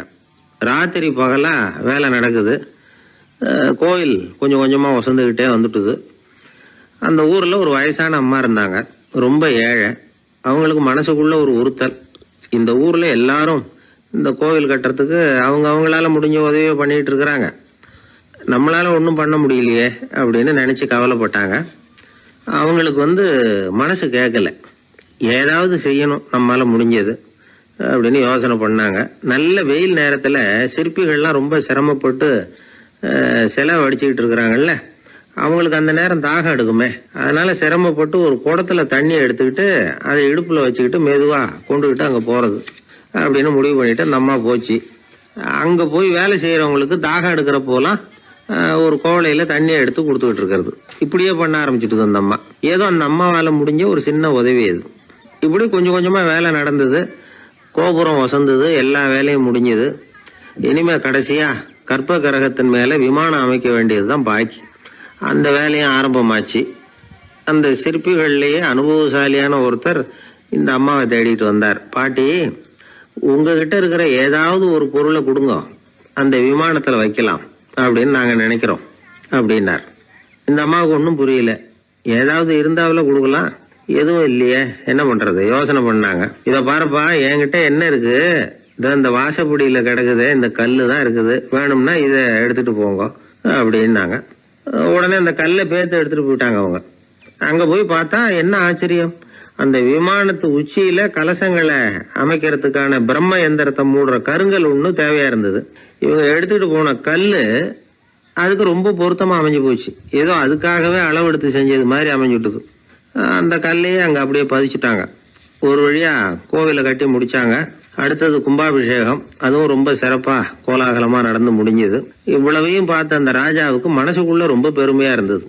இவ்வளவு பெருசா இந்த கோவில் உருவாகிறதுக்கும் இவ்வளவு சிறப்பா இந்த விழா நடக்கிறதுக்கும் நாம தானே காரணம் அப்படின்னு மனசுக்குள்ள நினைச்சுக்கிட்டார். இப்படி நினைச்சுக்கிட்டே அன்னைக்கு ராத்திரி அரண்மனையில படுத்து தூங்கினார். உடனே ஒரு கனவு. ஆண்டவனே அந்த ராஜாவோட கனவுல வந்தார். ராஜா ஆண்டவனை வணங்கினார். இறைவா, உங்களுக்காக நான் கட்டி இருக்கிற கோவில் எப்படி இருக்குது, நல்லா இருக்குதா அப்படின்னு கேட்டார் ராஜா. அதுக்கு இறைவன் சொன்ன பதில் என்ன தெரியுமா, நீ கட்டின கோவில்ல அந்த கிழவியோட நிழல்ல நான் சுகமா இருக்கிறேன் அப்படின்னாராம். இப்படி சொல்லிவிட்டு கடவுள் மறைஞ்சுட்டார். கனவு கலைஞ்சுது. ராஜா விசாரிச்சார், யார் அந்த கிழவி அப்படின்னு. எல்லாரும் விவரத்தை சொன்னாங்க. அப்பதான் ராஜா நினைச்சு பார்த்தார், இந்த கோவிலை நானே கட்டினதாக ரொம்ப பெருமைப்பட்டுக்கிட்டேன். ஆனா அந்த வயசான அம்மா வீட்டு வாசல்ல கிடந்த கல்லு அது இறைவனுக்கு சுகமான நிழல் கொடுக்கறதாக சொல்றாரு அப்படிங்கறத எண்ணி பார்த்தார். நான்கிற எண்ணம் நழுவி போயிட்டுதான். கோபுரம் எவ்வளவு பெருசுங்கிறது முக்கியம் இல்ல, குணம் எவ்வளவு பெருசுங்கிறது தான் முக்கியம். அந்த வயசான அம்மா நம்ம நாட்டுல வாழறது தான் நமக்கு உண்மையான பெருமை அப்படின்னு நினைச்சாராம் ராஜா. இந்த காலத்திலயும் ஒரு ஊர்ல ஒரு கோவில் கட்டினாங்க. எல்லா ஜனங்களும் அவங்களால முடிஞ்சதை செஞ்சாங்க. நம்மால ஒருத்தன் அந்த திருப்பணி குழு தலைவரை போய் பார்த்தான். நான் ஏதாவது ஒத்துழைக்கணுமா ஐயா அப்படின்னு ரொம்ப பணிவா கேட்டான். திருப்பணி குழு தலைவர் சொன்னார், இத பாருப்பா, இந்த கோவில் கட்டி முடிக்கிற வரைக்கும் உன்னுடைய ஒத்துழைப்பு எதுவும் தேவையில்லை. கட்டி முடிச்சு கும்பாபிஷேகம் ஆனதுக்கு அப்புறம் தான் உன்னுடைய ஒத்துழைப்பு ரொம்ப அவசியம் அப்படின்னார். அதுக்கப்புறம் நான் என்ன செய்யணும் சொல்லுங்கன்னா, இவன் இந்த சாமி சிலையை நீ திருடிட்டு போகாம இருக்கணும், அவ்வளவுதான் அப்படின்னாராம் அவர். ஆங்கிலேய ஆட்சி இந்தியாவில் நடந்துகிட்டு இருந்த காலம். மூதறிஞர் ராஜாஜி சேலத்துல வழக்கறிஞரா தொழில் நடத்திட்டு இருக்கிறார். அவர் ஒரு சமயம் தன்கிட்ட வேலை செஞ்சுக்கிட்டு இருந்த பணியாளர் ஒருத்தரை கூப்பிட்டார். இத பாருப்பா, இந்த அஞ்சல் தலைய இந்த தபால் கவர்ல ஒட்டிட்டு வா அப்படின்னு சொன்னாராம். அந்த ஆள் உடனே அந்த கவரையும் ஸ்டாம்பையும் வாங்கிட்டு போனார். பசை தடவி ஸ்டாம்பை கவர்ல ஒட்டினார். திருப்பி கொண்டுகிட்டு ராஜாஜி கிட்ட கொடுத்தார். இவர் அதை வாங்கி பார்த்தார். உடனே சிரிக்க ஆரம்பிச்சுட்டாராம். அவரால் சிரிப்பை அடக்க முடியல. அந்த பணியாளரை பார்த்து, ஏன்பா, நாங்க எல்லாரும் எவ்வளவோ பாடுபட்டு முயற்சி பண்ணி போராடிட்டு வர்றோம், ஆனா எங்களால முடியல, எங்களால முடியாத அந்த காரியத்தை நீ ஒரு நிமிஷத்துல செஞ்சுட்டியே அப்படின்னு சொல்லிவிட்டு மறுபடியும் சிரிச்சாராம். பணியாளருக்கு உடனடியா ஒன்றும் புரியல, என்னன்னு பார்த்தார். அப்புறம் ராஜாஜி சொன்னாராம், ஆமாப்பா நீ ஒரு நிமிஷத்துல பிரிட்டிஷ் மன்னரை வந்து கவுத்துட்டியே அப்படின்னாராம். அப்புறம் தான் விவரம் புரிஞ்சிருக்குது. அந்த பணியாளர் மன்னர் உருவம் இருந்த அந்த தபால் தலைய அந்த கவர்ல தலைகீழா ஒட்டி வச்சிருக்கிறார். அதை பார்த்துட்டு தான் ராஜாஜி அப்படி சொன்னாராம். இந்த நகைச்சுவை உணர்வு அவருக்கு இயல்பாவே இருந்தது. சேலத்துல வெங்கட சுப்பையர் அப்படின்னு சொல்லி ஒரு பிரபலமான வக்கீல், அவரும் ராஜாஜியும் ஒரு ஊர்ல பொதுக்கூட்டத்தை முடிச்சுக்கிட்டு திரும்பி ரயில்ல சென்னைக்கு வந்துகிட்டு இருக்கிறாங்க. ராத்திரி நேரம். வெங்கட சுப்பையர் ஜன்னல் ஓரமா உட்காந்து பயணம் பண்ணிட்டு இருக்கிறார். திடீர்னு ஒரு இடத்துல அவரோட கை கடிகாரம் நழுவி ஜன்னல் வழியா வெளியில வந்துட்டுதான். அவர் உயிருக்குயிரா பாதுகாத்து வச்சிருந்த வாட்ச் அது. ஏன் தெரியுமா? அவர் வக்கீல் ஆகிறதுக்கு முன்னாடி சென்னை கிறித்துவ கல்லூரியில பணியாற்றிக்கிட்டு இருந்தார். பணி முடிஞ்சு விலகிறப்போ அவர்கிட்ட படிச்ச மாணவர்கள்லாம் அன்புக்கு அடையாளமா ரொம்ப பிரியமா கொடுத்த கை கடிகாரம் அது. அப்பேற்பட்ட அன்பு பரிசை திடீர்னு இழந்து விடுறதுக்கு யாருக்குதான் மனசு வரும்? ஐயோ வாட்சி வெளியில விழுந்துட்டுதே அப்படின்னு பதட்டத்தோட சத்தம் போட ஆரம்பிச்சாராம். ராஜாஜி பக்கத்துலதான் உட்கார்ந்து இருக்கிறார். இருந்தாலும் இதை கேட்டுட்டு பதட்டப்படல, பதில் எதுவும் சொல்லல. அவர் பாட்டுக்கு என்னத்தையோ 1 2 3ன்னு எண்ணிட்டே வந்தாராம். வெங்கட சுப்பையர் ரொம்ப வேதனைப்பட்டிருக்கார். என்னங்க இது, என்னோட அருமையான கை கடிகாரம் நழுவி வெளியில விழுந்துட்டுது, அதுக்காக நான் தவிச்சுக்கிட்டு இருக்கிறேன். நீங்க என்னன்னா இதை கொஞ்சம் கூட காதுல வாங்கிக்காம குழந்தை மாதிரி என்னத்தையும் எண்ணிட்டே வர்றீங்களே அப்படின்னாராம். அப்பவும் ராஜாஜி ஒன்னும் பதில் பேசல. அவர் பாட்டுக்கு விடாம எண்ணிட்டே வந்தார். அடுத்த ஸ்டேஷன்ல வண்டி நின்னுது. ராஜாஜி ஸ்டேஷன் மாஸ்டரை கூப்பிட்டார். அவர் வந்ததும் அவர்கிட்ட சொன்னாராம், சார் எங்களுக்கு ஒரு உதவி செய்யணும். நாங்க வர்ற வழியில என் நண்பரோட வாட்சி வெளியில விழுந்துட்டுது. அது விழுந்த இடத்துல இருந்து தந்தி கம்பங்களை விடாம எண்ணிக்கிட்டே வந்திருக்கிறேன். இவ்வளவு கம்பங்களுக்கு அப்பால அது கிடக்கும். தயவு பண்ணி யாரையாவது அனுப்பி அதை தேட ஏற்பாடு பண்ணுங்க. அது கிடைச்சுட்டுதுன்னா எங்களால முடிஞ்ச அன்பளிப்பு தர்றோம். அது மட்டும் இல்ல, எங்களுக்கு ஒரு லெட்டர் போடுங்க, கிடைச்சுட்டுதுங்கிற விவரத்தை நாங்க வந்து வாங்கிக்கிறோம் அப்படின்னு எல்லாம் சொன்னாங்களாம். அப்படின்னு சொல்லி முகவரியெல்லாம் கொடுத்துட்டு வந்துட்டாங்க அவங்க. கொஞ்ச நாள்ல அந்த கடிகாரமும் வந்து சேர்ந்துட்டுதான். இது எதுக்கு சொல்றாங்கன்னா, பதற்றம் அடையக்கூடாது அப்படிங்கறது ரொம்ப முக்கியம். பதற்றம் அடையக்கூடிய நேரத்துல கூட அறிவை சிதற விடாம செயல்படுத்துற சாமர்த்தியம் எல்லாருக்கும் சுலபமா வந்துடாது. அவரோட நகைச்சுவை உணர்வுக்கு இன்னொரு உதாரணம். ஒரு தடவை அவரை பாக்குறதுக்கு ஒரு நண்பர் வந்தாராம். என்னப்பா பண்ணிட்டு இருக்கிற அப்படின்னு விசாரிச்சிருக்கார் ராஜாஜி. இப்ப நான் நிறைய கதை கட்டுரை எல்லாம் எழுதுறேன் சார், புத்தகம் போடுறேன் அப்படின்னாராம் வந்தவர். அப்படின்னா சாப்பாட்டுக்கு என்ன பண்ற அப்படின்னு கேட்டாராம் ராஜாஜி. இங்க எழுத்த நம்பி யாரும் காலம் தள்ள முடியாதுங்கிறத அவ்வளவு தெளிவா அவர் புரிஞ்சு வச்சிருக்கிறார். என்னுடைய நண்பர் ஒருத்தர், அவர் விரல்ல நகமே இருக்காது. என்ன காரணம்னு நினைக்கிறீங்க? எல்லாத்தையும் அவரே கடிச்சு துப்பிடுவார். அப்படி ஒரு பழக்கம். சின்ன குழந்தைகள் நகம் கடிக்குது, விரல் சூப்புது. இதுக்கு என்ன காரணம் தெரியுமா? குழந்தைகள் மனசுல ஏற்படக்கூடிய ஒருவித பாதுகாப்பின்மை, இன்செக்யூரிட்டி, அல்லது தான் சரியா கவனிக்கப்படல அப்படிங்கிற எண்ணத்தோட வெளிப்பாடு தான் அது அப்படிங்கிறாங்க டாக்டர்கள். சில இடங்கள்ல 2வது குழந்தை பிறந்த உடனே பெரியவர்கள் கவனம் முதல் குழந்தைகிட்ட இருந்து கொஞ்சம் விலகி 2வது குழந்தைகிட்ட போயிடும். அந்த சமயத்துல முதல் குழந்தைக்கு இந்த பழக்கம் ஏற்படுறதுக்கு வாய்ப்பு உண்டாம். சில குடும்பங்கள்ல கணவன் மனைவி 2 பேருமே வேலைக்கு போறவங்களா இருப்பாங்க. குழந்தை ரொம்ப நேரத்துக்கு பெத்தவங்களை பிரிஞ்சு இருக்க வேண்டிய சூழ்நிலை இருக்கும். குழந்தை ஒரு பாதுகாப்பின்மையை உணர ஆரம்பிக்கும். இந்த பழக்கம் வந்துடும். அதனால ஒரு குழந்தைக்கு தான் ஒதுக்கப்படுறோம் அப்படிங்கிற நினைப்பு வராம பாத்துக்கணும். வளர்ந்த குழந்தைகளும் நகம் கடிக்கும். வயசானவங்க கிட்டையும் இந்த பழக்கம் இருக்கும். இது ஒரு மனச்சிதைவின் வெளிப்பாடு அப்படிங்கிறாங்க மனநல நிபுணர்கள். அம்மா அப்பா திட்டினாலும் சரி, அல்லது ஆசிரியர் திட்டினாலும் சரி, இந்த பழக்கம் வந்துடும். நாம தவறு பண்ணிட்டோம் அப்படிங்கிற நினைப்பு வர்ற சமயம் நகம் கடிக்க ஆரம்பிச்சிருவோம். ஏதோ ஒண்ணு அடையணும் அப்படின்னு நினைக்கிறோம், அதை அடைய முடியல. இப்படி ஒரு ஏக்கம் வர்ற சமயத்திலேயும் சில பேர் நகத்தை கடிக்க ஆரம்பிச்சிருவாங்க. ஒரு பெரிய அதிகாரி, தனியார் நிறுவனத்துல வேலை பார்க்கிறவரு, அவரு டென்ஷன் ஆயிட்டாருன்னா உடனே அறைக்கு அதை சாத்தி விடுவாங்களாம். அவரே சாத்திக்குவாராம். அப்படி சாத்திக்கிட்டு உள்ள எதையாவது வெறிச்சு பார்த்துக்கிட்டே நகத்தை கடிக்க ஆரம்பிச்சிருவாராம். இந்த பழக்கம் உலகம் பூரா உண்டு. நகம் கடிக்கிறவங்களை அந்த பழக்கத்திலிருந்து மீட்கிறதுக்கு என்ன வழி அப்படின்னு லண்டன்ல உள்ள அழகியல் நிறுவன நிபுணர்கள் யோசனை பண்ணி பார்த்துருக்குறாங்க. சில ஆய்வுகள் பண்ணி பார்த்தாங்களாம். அவங்க என்ன பண்ணாங்க தெரியுமா? நகம் கடிக்கிற பழக்கம் உள்ளவங்களையெல்லாம் தேடி பிடிச்சாங்க. அவங்களையெல்லாம் 3 பிரிவாக பிரிச்சுக்கிட்டாங்க. ஒரு பிரிவு கிட்ட என்ன சொன்னாங்கன்னா, உங்களுக்கு நகத்தை கடிக்கணுங்கிற நினைப்பு வர்றப்போவெல்லாம் டைரி எழுத ஆரம்பிச்சிருங்க அப்படின்னாங்களாம். இன்னொரு பிரிவு கிட்ட உங்களுக்கு அந்த நினைப்பு வர்றப்போவெல்லாம் உங்க நகத்துக்கு வண்ணம் பூச ஆரம்பிச்சிருங்க, அழகுபடுத்த ஆரம்பிச்சிருங்க, நெயில் பாலிஷ் போடுறாங்களே அது மாதிரி, அப்படி ஒரு யோசனை சொல்லியிருக்காங்க. 3வது குழுவினர்கிட்ட உங்களுக்கு நகத்தை கடிக்கணுங்கிற எண்ணம் வர்றப்போவெல்லாம் விரல்களை இறுக்கமா மூடி வச்சுக்கிட்டு வேற விஷயங்கள்ல கவனம் செலுத்துங்க அப்படின்னு சொன்னாங்களாம். இப்படி 3 வித முயற்சி பண்ணி பார்த்ததுல கடைசியா அவங்க என்ன கண்டுபிடிச்சாங்க தெரியுமா? 3வது குழு செஞ்சதுல நல்ல பலன் கிடைச்சதாம். அதாவது நகம் தெரியாதபடிக்கு விரலை இறுக மூடிக்கிட்டு வச்சுக்கிட்டோம்னா அந்த பழக்கம் மாறுதான். அப்படி இருந்தவங்க கிட்ட இந்த நகம் கடிக்கிற பழக்கம் மெதுவா குறைஞ்சு போச்சான். அதனால நகம் கடிக்கிற பழக்கம் உள்ளவங்க இதை முயற்சி பண்ணி பார்க்கலாம். ஒரு ஆள் இருந்தார், அவருக்கு எப்ப பார்த்தாலும் நகத்தை கடிச்சுக்கிட்டே இருக்கணும், அப்படி ஒரு பழக்கம்.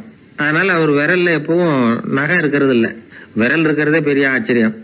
அவருக்கு திடீர்னு உடம்புல அரிப்பு, சொரிஞ்சிக்க முடியல, அரிப்பும் நிக்கல. 1 வாரம் தொடர்ந்து கஷ்டப்பட்டார். கடைசியா ஒரு டாக்டர் கிட்ட ஓடினார். அவர் எல்லாத்தையும் விவரமா கேட்டுக்கிட்டு கடைசியா கொஞ்சம் மாத்திரை கொடுத்து வேலைக்கு ஒண்ணு சாப்பிடு அப்படின்னாராம். இந்த மாத்திரை எதுக்கு டாக்டர்? அரிப்பு நிக்கிறதுக்கா அப்படின்னாராம். இல்ல நகம் வளர்றதுக்காக அப்படின்னாராம் இந்த டாக்டர். ஒரு கோவில்ல ஆன்மீக சொற்பொழிவு நடந்துகிட்டு இருக்குது. ஒரு பெரியவர் பேசிக்கிட்டு இருக்கார். கடவுளை பத்தியும் சொர்க்கத்தை பத்தியும் மனுஷனை பத்தியும் அவர் விவரமா பேசுறார். எல்லாரும் உட்கார்ந்து கேக்குறாங்க. அந்த கூட்டத்துல ஒரு தத்துவ ஞானியும் உட்கார்ந்து இருக்கிறார்.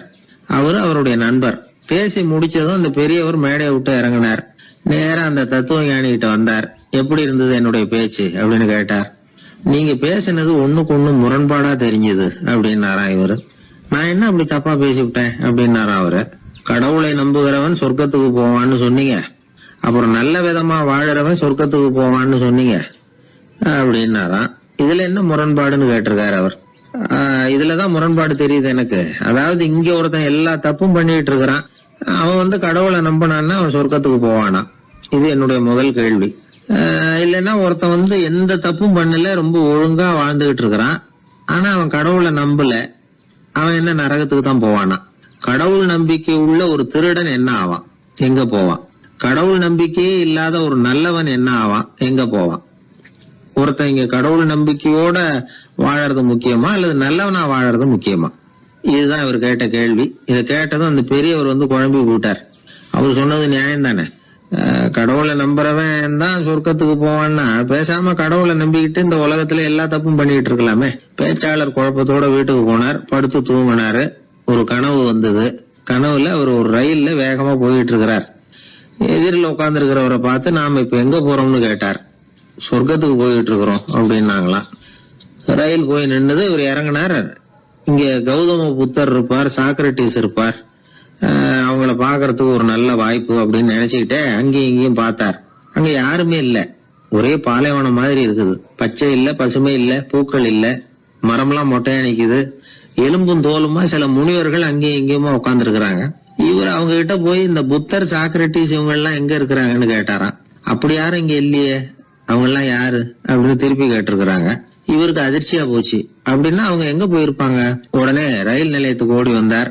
அப்பதான் நரகத்துக்கு ஒரு ரயில் புறப்பட்டுக்கிட்டு இருந்தது. அங்க இருந்து அதுல ஏறி உட்கார்ந்தார்.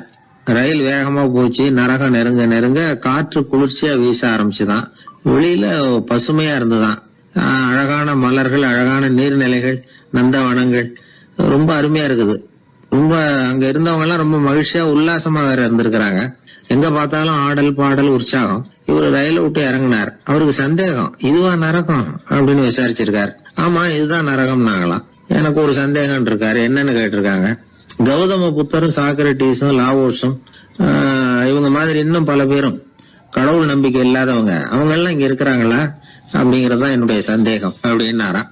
இப்ப அவங்க சொல்லியிருக்கிறாங்க, இப்ப நீங்க பாக்குறீங்களே பசுமையும் பச்சை பயிர்களும் ஆடல் பாடல்களும் அழகிய மலர்களும், இது எல்லாமே கௌதம புத்தரும் சாக்ரட்டிஸும் அது மாதிரி மகான்களும் இங்க வர ஆரம்பிச்ச பிறகுதான் உண்டாக ஆரம்பிச்சது. இந்த பிரதேசத்தை அவங்க அப்படியே மாத்திவிட்டாங்க.